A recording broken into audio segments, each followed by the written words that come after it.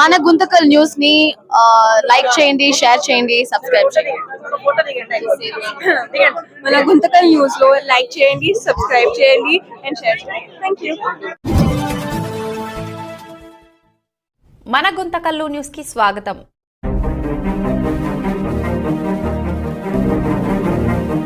ఎవరైతే బీజేపీ పార్టీలోకి చేరబోతున్నారో నా తమ్ముళ్ళకి, అక్క చెల్లెళ్ళందరికీ ముందుగా శుభాకాంక్షలు.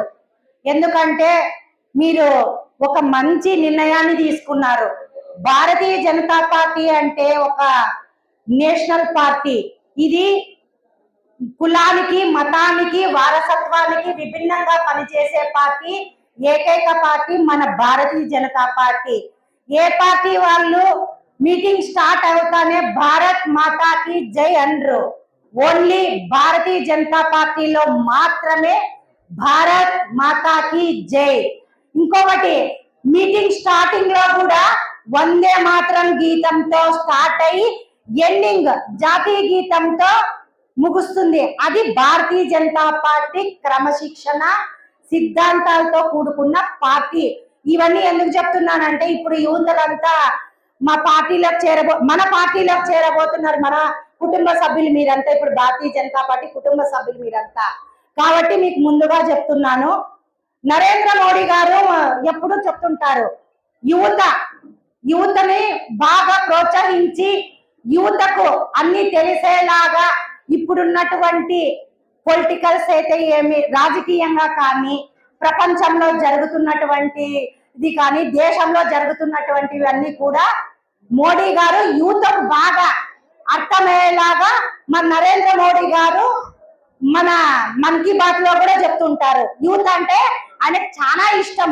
ఇంతమంది యూతులు చేరుతున్నారంటే మాకు కూడా చాలా ఆనందంగా ఉంది. భారతీయ జనతా పార్టీలో నేను 9 సంవత్సరాలైంది చేరి.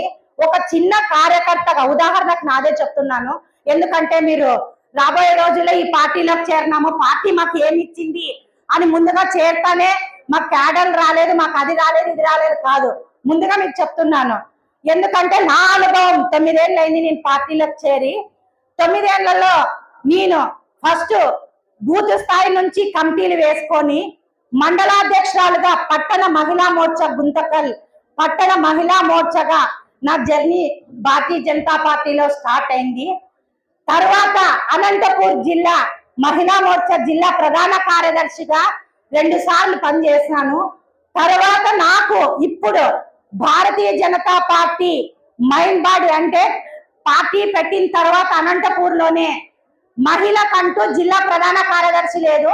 మొదటి మహిళ నేనే, గర్వంగా చెప్పుకుంటాను ఎక్కడైనా కూడా ఈ విషయాన్ని. ఎందుకంటే నీ కష్టపడినందుకు భారతీయ జనతా పార్టీ మాత్రమే గుర్తించి, నా కష్టానికి గుర్తించి నాకు ఈ పదవి ఇచ్చింది.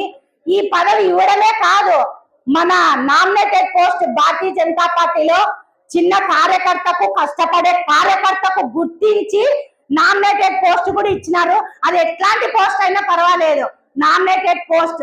నాకు గుంతకల్ మార్కెట్ యార్డ్ డైరెక్టర్ కూడా ఇచ్చినారు. ఒక మహిళగా గుంతకల్లో ఒక ఓసీ మహిళని నేను, ఇంకా ఓసీ మహిళని నేను, నాకే ఇంటుందంటే ఇంకా బీసీ, ఎస్సీ, ఎస్టీ వర్గాల వరకు పార్టీలో బలహీన వర్గాలకు కూడా భారతీయ జనతా పార్టీ అనేది ఎప్పుడే గాని ఇది చేయడం లేదు, వాళ్ళనే ముందు ఉంచుతుంది.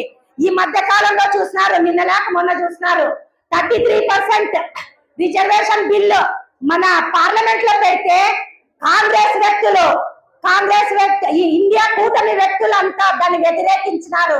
అంటే ఒక మొత్తం భారతదేశంలో ఉన్నటువంటి మహిళలందరినీ అగౌరవపరిచినట్ల వాళ్ళు. ఎందుకంటే రాహుల్ గాంధీ తల్లి ఇండియన్ కాదు, మన భారతదేశంలో లేదు, భారతదేశంలో పుట్టలేదు ఆమె. భారతదేశం విలువలు తెలియదు ఆమెకి. కాబట్టి కొడుకులకి ఏం చెప్తాది, కూతుళ్ళకి ఏం చెప్తాది? అలాంటి వాళ్ళు పార్టీలో ఉన్న వాళ్ళకి మన భారతదేశం గురించి, విలువల గురించి వాళ్ళు ఏం చెప్తారు? మహిళ గురించి, ఒక మహిళ కూడా ఆమె బిల్లుని తిరస్కరించిందంటే మహిళగా మనకి ఎంత సిగ్గుచేటు.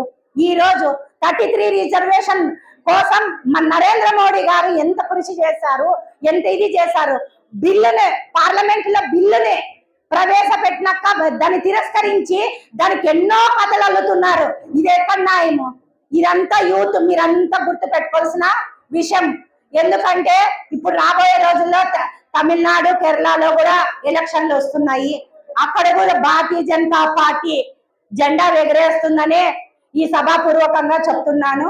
ఇంకొక విషయము, ఈ పార్టీలో చేరాము, మాకేదో క్యాడర్ వచ్చింది, మాకు ఇదయింది అనేది లేకపోకున్నట్ల క్రమశిక్షణ సిద్ధాంతాలతో కూడి మీరు పార్టీలో పనులు చేసుకుంటూ మీరు ముందుకు పోతే మీరు రాబోయే రోజుల్లో